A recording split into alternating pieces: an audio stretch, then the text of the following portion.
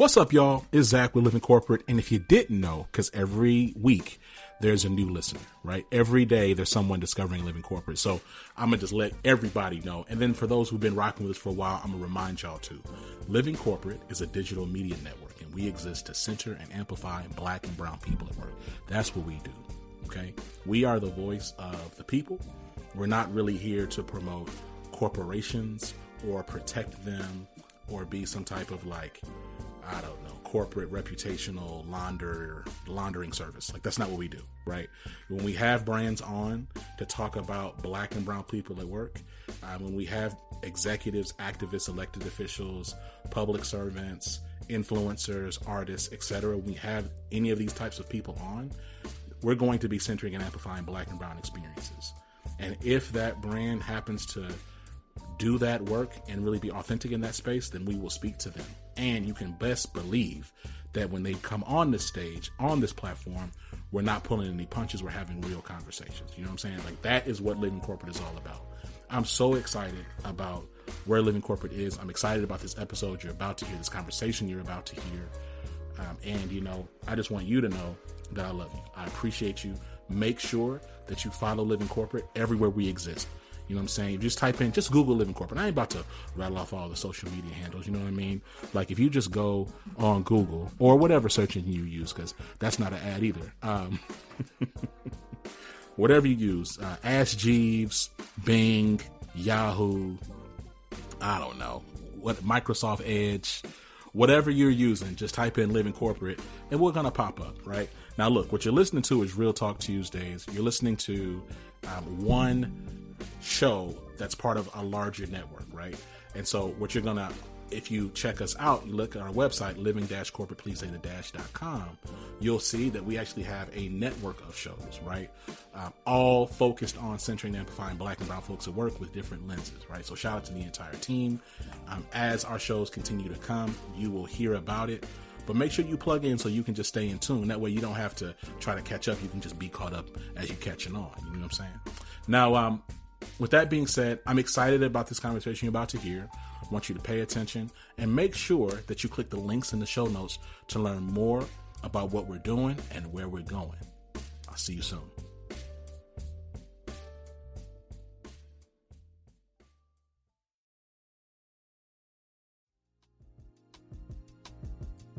Sandra, welcome to the show. How are you doing? I'm doing well. Thank you for asking. You know what? It's the end of the summer and we're all sort of like, why? But we're here. Listen, okay. This summer has been so hot. So hot. I don't know what's going on in Houston, but it's hot everywhere. So, you know, but you got to be thankful. We on this side of the ground, so you count your blessings where you can. Now, look, can you briefly share with our listeners your journey into the world of diversity, equity, and inclusion, and what inspired you to just embark in this work? Because it's not easy work. It's not easy work, Zach, and I have to tell you, my story starts on a negative side, unfortunately. I was overlooked for a promotion that really should have been mine. And in the midst of that conversation and negotiations, the CEO spent a lot of time investigating the situation. What was it about? Why was it that way? And he ended up offering me 3 opportunities. And of those opportunities, one was directing diversity, equity, and inclusion. And I said to him, you know what? He had asked me this years before if I would do it, and I said no. This time I said, you know what? I'm taking this, and I'm taking it because what happened to me should not happen to anybody else. And I am convinced that there's a lot that has to be done in order to help people in their mindset and to change the direction of the organization.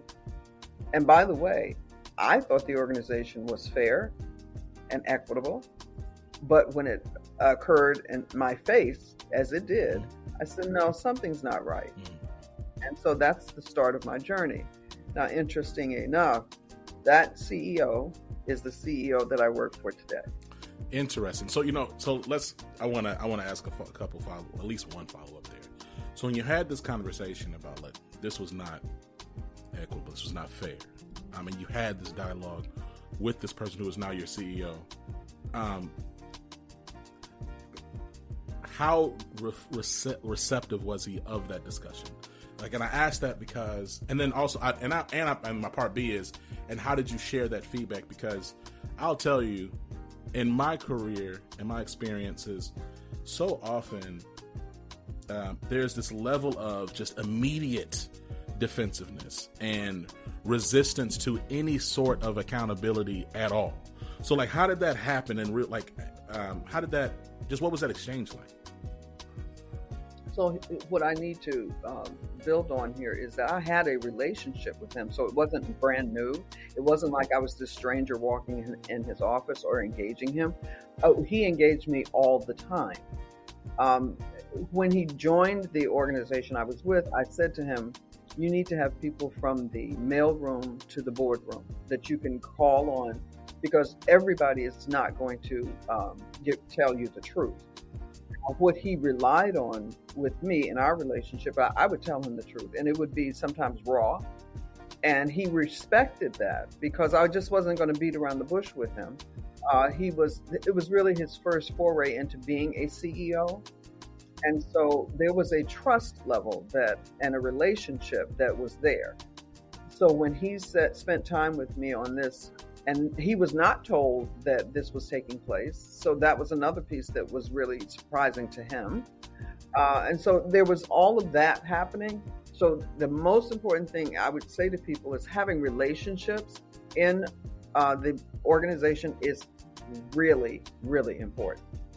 You know, I have to say also, like, there is this, like Sandra, based on what you're saying, there is like this meta narrative though that you're validating of Black women constantly being like the salve while also being harmed, like constantly have, okay, hey, this happened to me, and now I'm gonna be a part of the solution while also being like on the receiving end of harm. Like, how do you? I'm not gonna ask, is it exhausting? That's an obvious question. That's a silly question.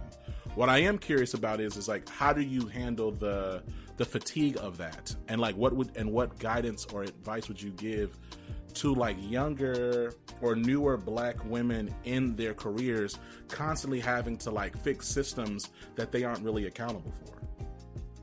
So the one piece that I talk about is self-care.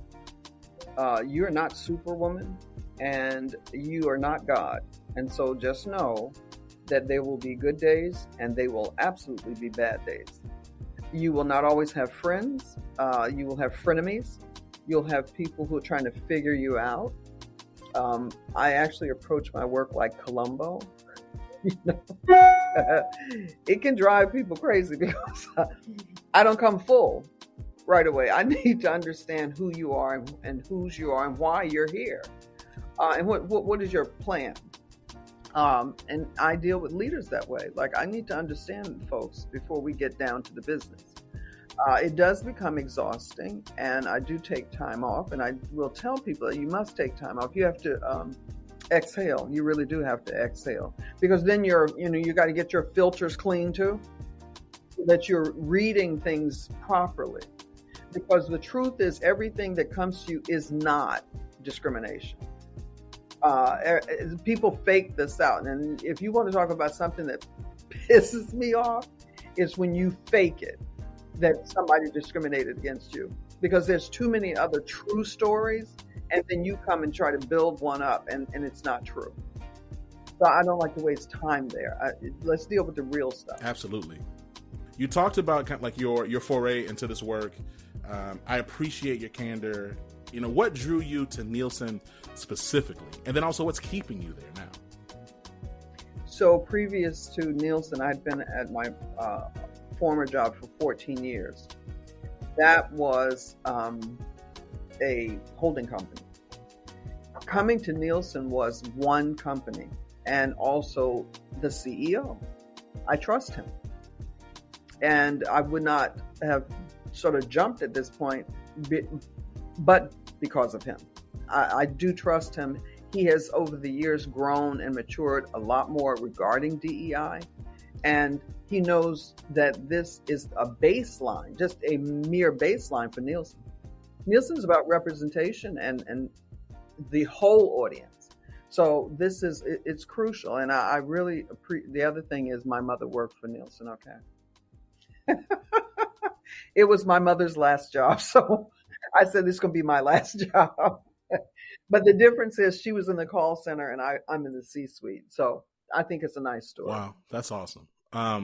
So, it's interesting. You talk about like your journey and if that might be the pivotal moment. I am curious though, if there are any other moments in your experience that maybe shifted your perspective or really added to your lexicon, your strategy, your skill set as it pertains to like just this space, this work of diversity, equity, inclusion. Like, or was there something that was like, wow, that's really an unlock for me, or wow, I really need to look at this differently. I really thought I had this figured out, but this is challenging me to look at this in a different way. Yeah.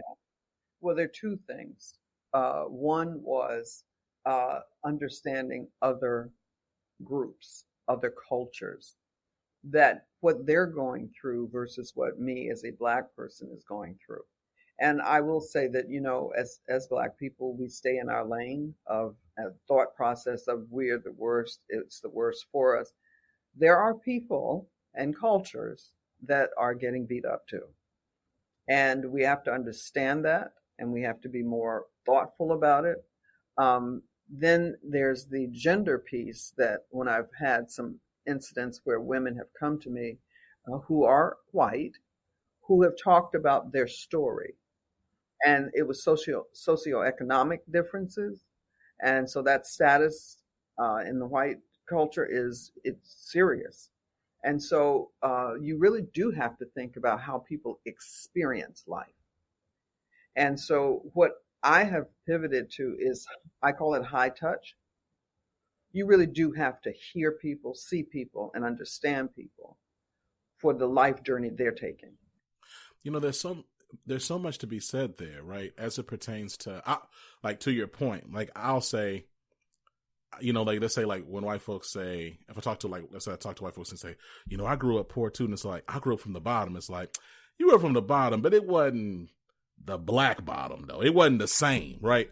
But like, here's the thing, like, something doesn't have to be the same for it to have merit and value. And certainly it doesn't have to be the same for you to pause, empathize, and reflect and appreciate that unique experience. And then also, to your point, I receive and agree that like there are other experiences in the world that are complex, that are challenged, that are oppressed, and that are dangerous and life-threatening. And it's imperative, that everyone recognize the relative access and privilege that they have, right? Because everybody has it. Yes. And listen, for Blacks, speaking generationally now, the access that they have is nothing like I had. Mm-hmm. It's a wider berth of, oh my goodness. And then, so for me and my generation, I'm asking the question, you need to step in and step up. What I am getting is a different kind of approach, which is not bad, but it's also, think about your historical piece. You got to keep that history there, because there's still layers of people who are there and they are using it.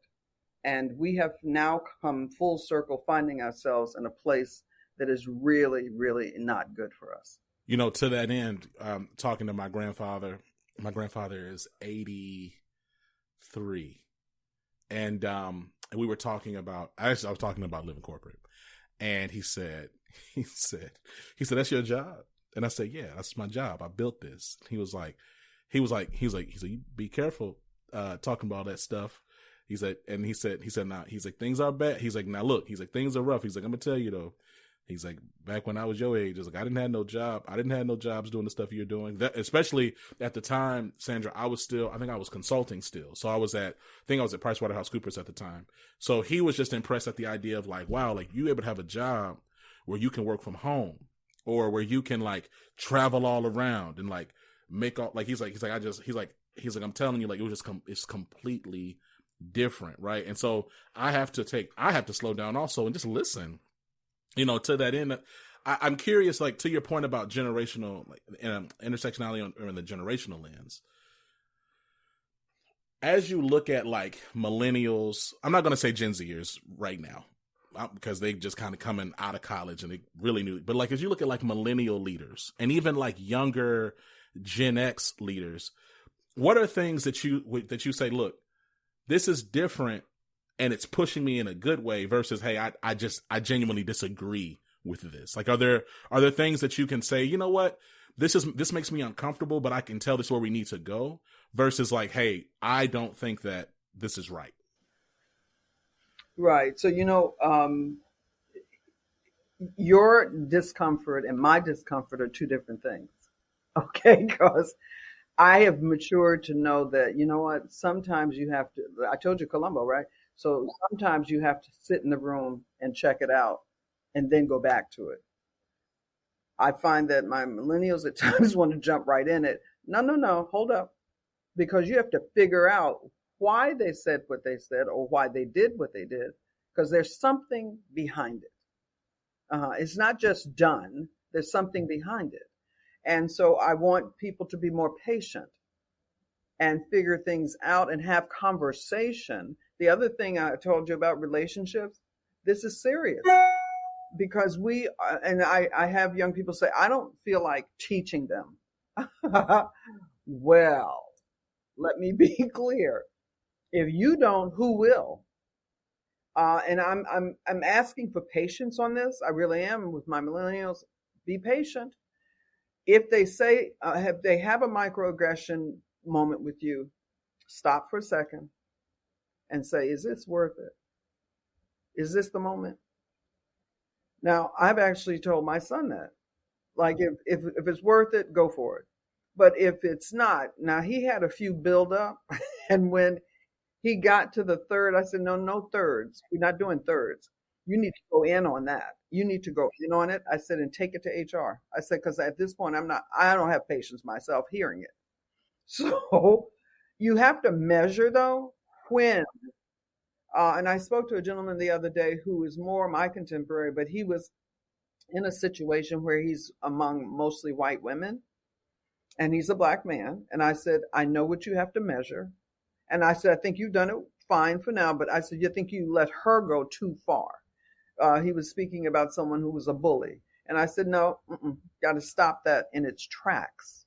And you can stop it in concert with HR and say your piece so that it is witnessed. And that's another thing. Our people don't use HR enough.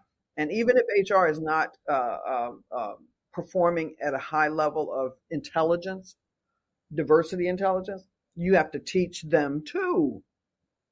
Because I said to him, so you need to explain to them, you are a black male among mostly white females. I said, stop when you say it.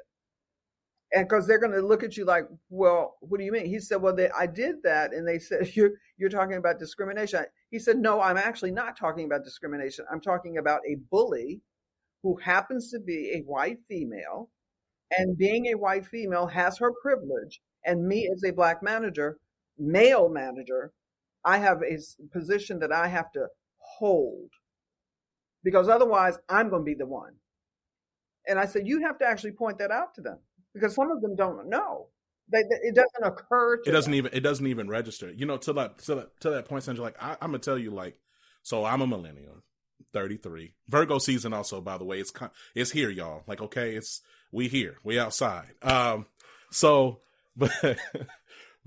the thing, right? Is, to your point, like, I came up in human resources, change management, org design. So I was, what you're describing, I was that. And you're absolutely right that there has to be really almost like some courses, I would even think, like some professional development on how to effectively use HR. I do believe that, like, historically marginalized people, particularly black folks, right?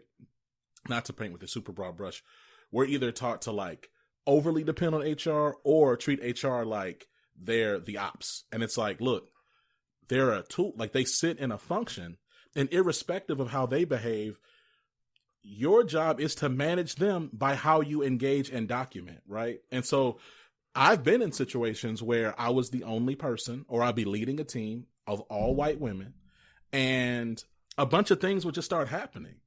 And so it's like, okay, I'm going to document this conversation. I'm going to record this conversation. And then I'm going to sit down with HR and say, it's so eerie that you said that. Because I remember I had a situation where I said, hey, I'm the only I'm the only man, and I'm the only black man, and I am younger than all these people, and I'm 6'2", 285.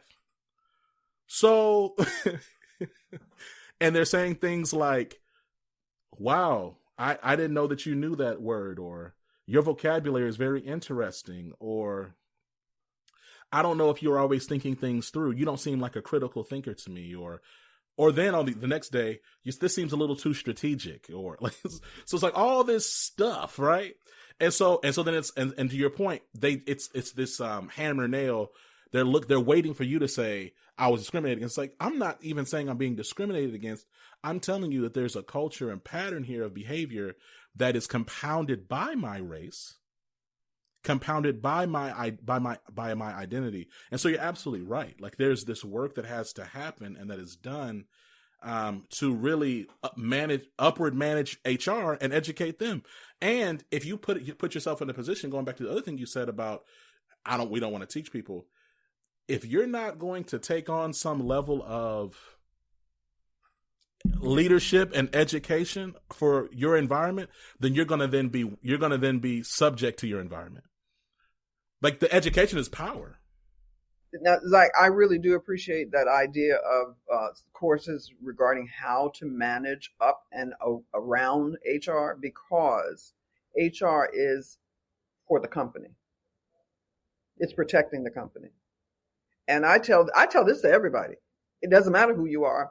HR does represent the company. And so you need to think long and hard before you start engaging them when it becomes a legal thing. You need your own outside legal counsel. That's what you need. So you go, you present the issue. And that same situation you just talked about, I had that at another company. He was also 6'2". He said, I go to lunch with them. I listen to the shower planning and the wedding planning. And after a while, he got tired of it. And so he went to HR to have that kind of conversation. What happened when he went to HR was that they, meaning the manager, decided he had a problem in retaining information and he wasn't doing his job well. All of that came out of him saying, you know what, I don't want to be put in a position where I'm sort of the bad person because I don't want to go to those lunches or to the outside activities. I literally had to go with him to HR to explain to them, I want you to look at this completely and fully for what it is.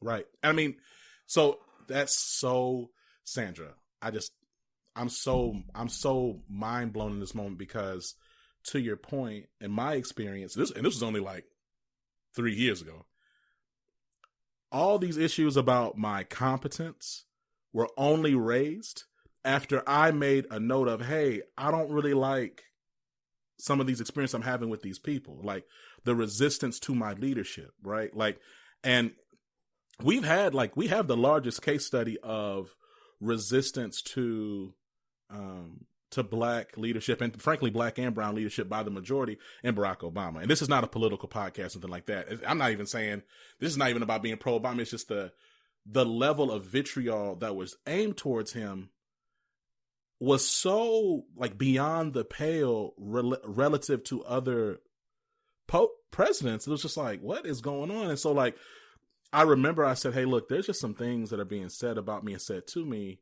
or just kind of like the way that people are showing up that's bringing me pause.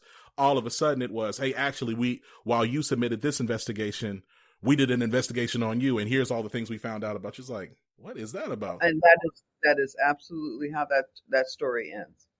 Because you have an intellect sometimes that is beyond what their expectations were, and they're trying to figure you out. And they can't. And that becomes, a resistance thing. And the victual that goes with it is like, what? You woke up this morning and you are angry at me for what? I used a big word you didn't understand. It's so it was so bizarre. And if it wasn't, frankly, for people like you, Sandra, in my life at that time, to help me realize that, hey, no, Zach, you're not out of line here. What you're experiencing is ridiculous. Then who's to say where I might have lost myself. So look, we went off on a phenomenal tangent. I know we did. I know we did. So I think all of this really goes back, flows well into my next question. So look, DI positions, they are notoriously understaffed and underfunded. In light of this, what advice would you give to both executive leaders and DEI practitioners? So as a practitioner going into an organization, I tell people this all the time. You know, when we have that flood of interviews and wanting to hire DEI leaders and CDOs and blah, blah, blah. Well, why do they want you? Do they know why they want you? Because this is the beginning of really ruining the DEI position itself. Because if you go in not knowing, you're not actually going to be successful anyway. You need to know what kind of support you have. You need to know what the mindset of the leadership is about. You need to understand from the ground up what their business is about. What are the resources they're going to actually provide? That means people, and it means the money, the finances for the strategy that you want to build, or the programs that you want to, provide for the organization. But you also want to know, in the organization, will you have ambassadors? Will there be people who will actually help you be successful? And does the leadership understand that it's not just you? Because if you go in and they say, well, no, she or he have it, they're the CDO. No. I don't wake up every day with it just on my back. The success of what I do in terms of a strategy is always, from my perspective, to help the bottom line.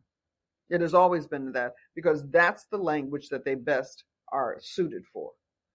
What is it going to do and create an environment where people are really productive? And see, that particular piece is hard to measure. We also have to talk about data and what the data means in driving a strategy that actually is going to be effective and make change happen.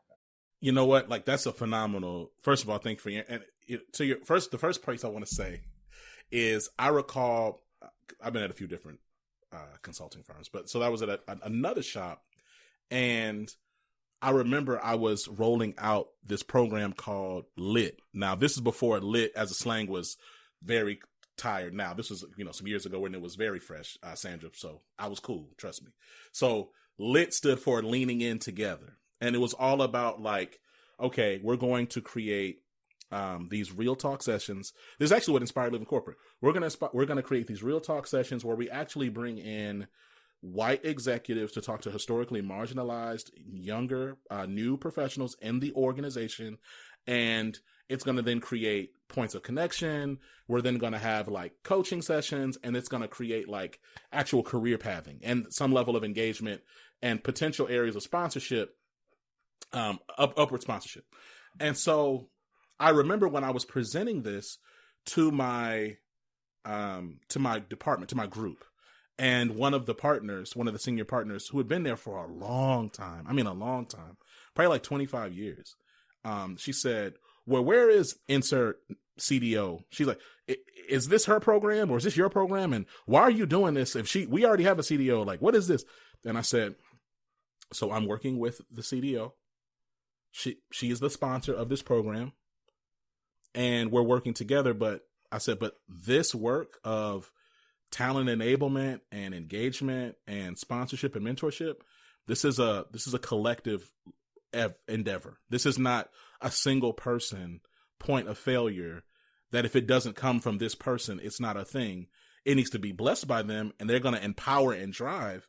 But it's not right for you to just, and it also highlights like a gap in and I didn't, this part I didn't say, of course, but it said, but I was thinking about just, it highlights a gap in your thinking and approach that you say, well, anything that is diversity, if I don't have to touch that, all of that is on this person over in the corner somewhere. That's right. Hmm. No, you have to have all hands in. It has to be.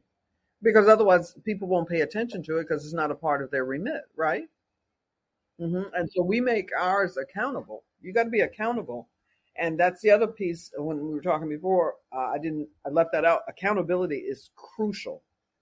It's crucial to anybody. If your leader says to you, this is a part of what we do on a daily basis, you are likely to pay attention to it. It's a part of your review. What did you do in order to increase diversity, equity, inclusion in the organization? How did you participate? Those are questions that we ask. You know, I to that point, you talked about data. Like, you know, Nielsen provides its clients with valuable insights into consumer behavior and marketing information by collecting data that measures what consumers watch and what they buy, right? So that is Nielsen, right? With this in mind, how do you leverage data to shape DEI strategy at Nielsen? So coming into Nielsen, I was not data driven. I really wasn't. I did just the basics from the former job. Nielsen really put this at the top of the list, and rightfully so. So certainly started out on the representation side, and what does that look like, and where are we missing? Where are the gaps? We really need to understand where we are in order to decide where we're going to go. And we based our representation on the census, which is another thing I hadn't paid attention like that, and I found it to be quite interesting because you learn so much, and you never stop learning. You never stop learning. And so we identified there were about 4 areas that we needed to really pay attention to. Got it. Okay. But from there's also creating activities and programs, et cetera, data from that. How involved are our people in these activities? How often do they take place? What is the return is what it is on these activities. So we started with the 11 BRGs. We're now at 14 BRGs, business resource groups. And some things you can't measure is that people say, I feel freer now. They feel freer because we have put it in front of them. We have told our people what the numbers are. We're transparent with that. And that creates that feeling that, you know what, these people are serious about this. And so you can go forward by just being open with the numbers, telling them where we want to go. If we miss, we miss, and they know that. What causes the miss? And by the way, I tell people of these different communities, you have to help here. So when we're recruiting, please don't say we can't find people. You need to give us references, it's referrals rather, and we collectively need to do something about it. So those things are, and of course, retention. We have very good numbers from the programs that we have launched on retaining those people in the organization. They feel good about what we do. So first of all, like, you know, I'm a bit of a nerd. So Sandra, I'm gonna be honest with you. I really got into, I started, like told you, I cut my teeth really like as an HR manager, then got into like org design and training, then got into full change management, org transformation, and then started getting into DEI. And the thing about it is, what I really started getting excited about, and I've been excited about this for some years now, is it's the pulling of the HRIS data and analysis. So using Python and R to then like organize and cleanse data, then using like a Power BI or a Tableau to then to then create dashboards, like a different intersection of lenses, right? So like you say, okay, to your point about representation, it's not just male, female. It's like how many white Gen X women are in the engineering department who also are in the Southwest region, and then comparing them to Black Gen X women in the engineering department in the Northeast region, and then looking at time to hire, time at level, retention, benefits usage, performance. It's that level of like granularity, like in data analytics that really help to inform, to your point, like what are we actually doing? And then the part though that gets me really excited is you take all of that quantitative HRIS data and then you layer on top of that sentiment data, right? So if I can sit back and say, okay, baby boomer black men in the IT department are all those things I said, and they also feel like this. And then you take all that data and then you leverage it against your your engagement strategy. So to your point with your BRGs, you have all this data now. So then when you sit back and you measure and you engage them and you see how they feel, especially if you time that survey or you time that point of, I'm gonna say that time of measurement, that point of measurement against when an event happened, and then you can start comparing and contrasting, right? And so I love the fact that you said, like, you started off like when you came in, you weren't data, but the fact that you've adapted and you're growing in that. I'm excited about the future of this work. I think that, especially to your point about this position being ruined, I really think that the wheat and the chaff are going to separate by how effective folks are able to stand behind, like, and analyze, engage, analyze, and strategize against their data. Because the folks that aren't able to do that, Sandra, they're going to get cut. Because you can't, if I can't show tangible, provable, documented point of improve, then they're gonna be like, well, what are we doing? This is a waste of money, right? Even if it isn't, because you don't have any evidence. You know what I mean? And the other piece that from my former job and still now, I always keep the emails that come that talk about how they feel about the organization, because when you have that, and we do have, we have pulse surveys for sure. And what you were saying about being that granular, I do think it really is important because it's a part of the story. And here we have a lot of people who've been here 10, 15, and 20 years. And there's definitely a different mindset from those who've come in the last 5 years. So you need to be able, when you do this pulse surveys, be able to pull that out and say, so, okay, legacy of thinking, blah, blah, blah, blah, as opposed to new people who have a sort of different and sometimes fresh perspective that we need to be paying attention to. Then we need to put the two together in a room. Let's talk about this. These things for my generation is really interesting because I am the detective. I am going underneath. I got to figure this stuff out. Why? And when you don't give people that opportunity to see the story, then they start to wonder, as you say, so why are we spending money on this? Right. And when you, and I think to your point about like needing to pull those things out, because if you don't apply an intersectional lens and you're not as granular as possible in your analysis, it leaves room for assumptions. And right. And so then what happens is, so if I sit back and let's say you make let's say you run your analysis, but it's not intersectional or it's not really granular.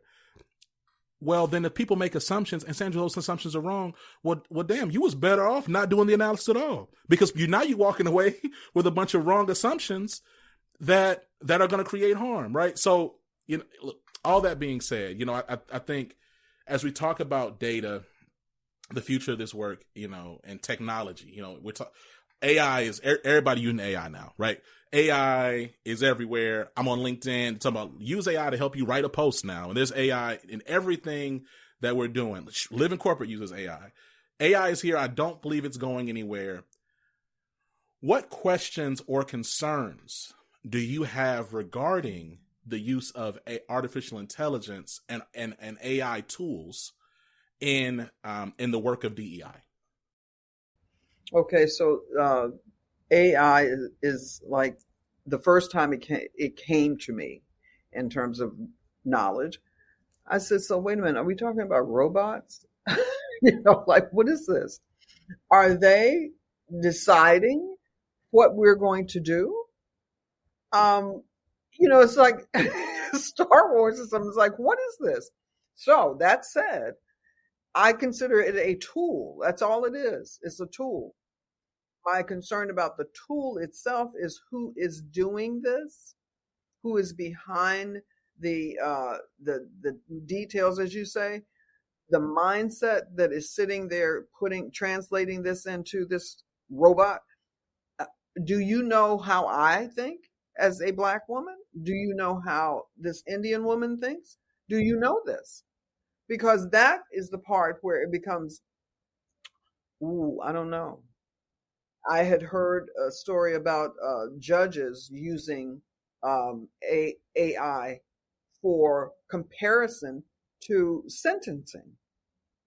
Uh, that is crazy to me. Like, so, historically, if they are putting in information that is normally put in, then we're doomed. Right. We are doomed. We're going to continue the disparate impact, or intentional impact, is going to continue to widen, right? The dissonance in sentencing is going to continue to widen.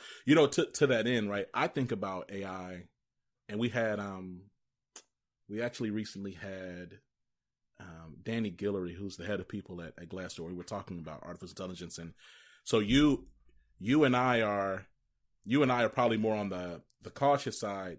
And Danny, I got love for him. He's more on like the optimistic side. I think the AI has, to your point, I think it has value and it should be used. I think it just needs to be used like carefully, and it needs to be treated like a college intern. So just like you wouldn't have a college intern manage some part of your business or make any real decisions, right? It's, hey, I'm going to use this and I'm going to heavily supervise everything that comes out of this thing, because it might be smart, but it's you an intern. You ain't worked nowhere before. Not trying to be ageist. You just got here, right? So this whole idea though of like, I think some of it, Sandra, is like my concern is that people see this. Some people are seeing AI as a way to accelerate or cheapen labor and eliminate positions. So we say, we're just going to go use this thing instead of this person. And it's like, hey, this person comes not just, they might be expensive when you talk about their salary and their benefits. It's hundreds of thousands of dollars. But guess what? You're mitigating a lot of risk, because they're going to also come with experience and cultural context and historical context that this AI just don't have, right? And so I'm curious to see, and look, they keep on silencing Black women who have been raising the alarm about AI and the intersection of using AI in ethical ways. Dr. Timnit Gebru is like obviously like the foremost name in that space, but I'm curious, and I'm gonna be really paying attention. Live Corporate's gonna be paying attention to how these tools are used, because I think left to their own devices, no pun intended, it could be problematic. Oh no, definitely could be problematic. I mean, because there is implicit bias in it and unwanted discrimination that can take place. We have to be on top of it. So when you say talking about eliminating jobs, actually you might need to add some jobs to make sure that we're on top of it, because what could come out of it are lawsuits you don't want to have to deal with. 100%. Now, to that end about lawsuits, and we're in the season, and it's before I say this, I think there's a lot of folks who are, I'm gonna say more so my age, right? So like a lot of millennials, maybe some older Gen Zers who are like, DEI is under attack, and like it's all about to be over, and this, we've never seen anything like this before. I think like the reality is, if you look at like American history, what we're calling DEI today has gone by other names over the past 30, 40 years. There's been cycles of progression and then retraction, right? So I'm not so chronologically arrogant to say this is the first and only time this has happened. I'm curious, but I will say for my little lifespan, especially my professional lifespan, I have not seen this level of like just outright attack in this domain, this space. I'm curious, like, what, like 3 points of advice would you give to executives who are trying to figure out, okay, I need to retain my talent. I still want to attract talent. Maybe even some of them, maybe Sandra, damn, maybe some of them want to actually do the right thing. Who knows? But they don't know what to do in light of political talking heads and all these other things. Like, what would you tell them in this moment? One of the things I would be real clear on is you still have a bottom line you have to meet. And if you do something that is going to really affect that bottom line, now think about what you've done thus far. If you're going to do something based on this silliness that's going on, you're going to do harm to that bottom line. You're going to do harm to your brand. Your brand is at stake right now. And people don't believe that it can be affected. It can be affected. We've seen it. Think long and hard. You think about the value actually that it brings. In fact, the educators have talked about this, given SCOTUS and what they did on affirmative action. They want a diverse group of students in their environment. You learn from that. You understand the world better when you have a diverse group of people in the classroom. That is not going to change. People, the sky is falling, it's not falling. We are repurposing. We're putting a different kind of roof on to protect what has been going on in the increasing learning of who we are as people. There are so many things that can be done. Look at your language that you're using, because they're going to keep coming for this. Look at the language that you're using in terms of the programming and the idea of, so I had one recruit by design. Okay, I didn't say what it was, but let's recruit by design. As you said, with all of the different aspects of what we have in terms of generation, race, we can do all of that. And nobody can stop us from that. So the bottom line, the branding, understanding your audiences, those are very crucial now. We know that the U.S. in particular is split. We at least assume that they're split. You can't always go by the polls anymore.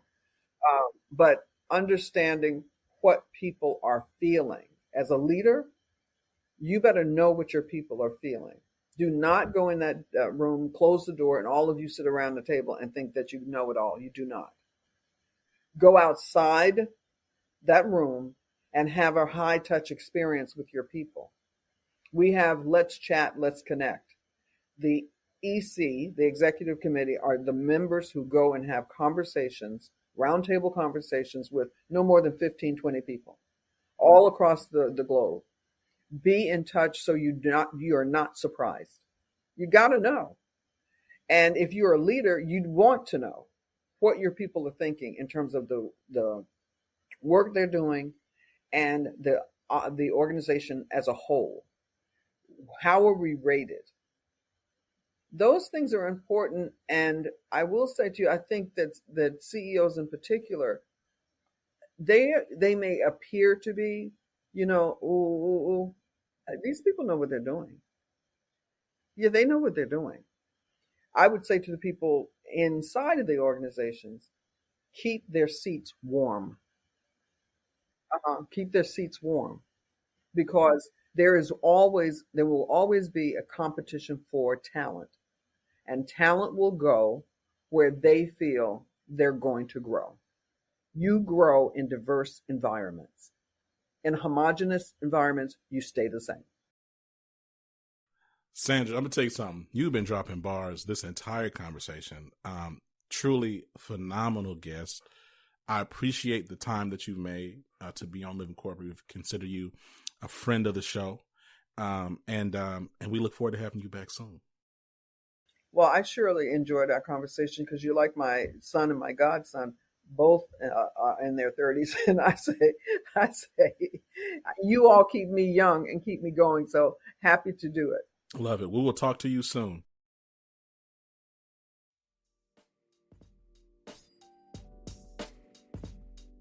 And we're back. Yo, I want to thank our guests. I want to say much love to the entire Living Corporate team.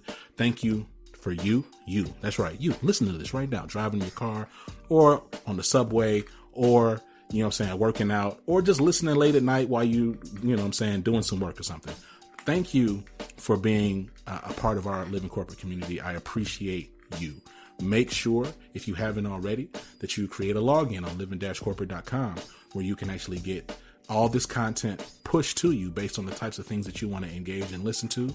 Make sure you actually go to living-corporate.com for jobs and career advice and all types of just dope content that we got on there and that we're publishing every single day. All right.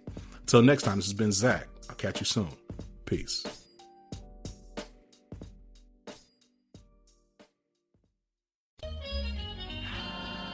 Living Corporate is a podcast by Living Corporate LLC. Our logo was designed by David Dawkins.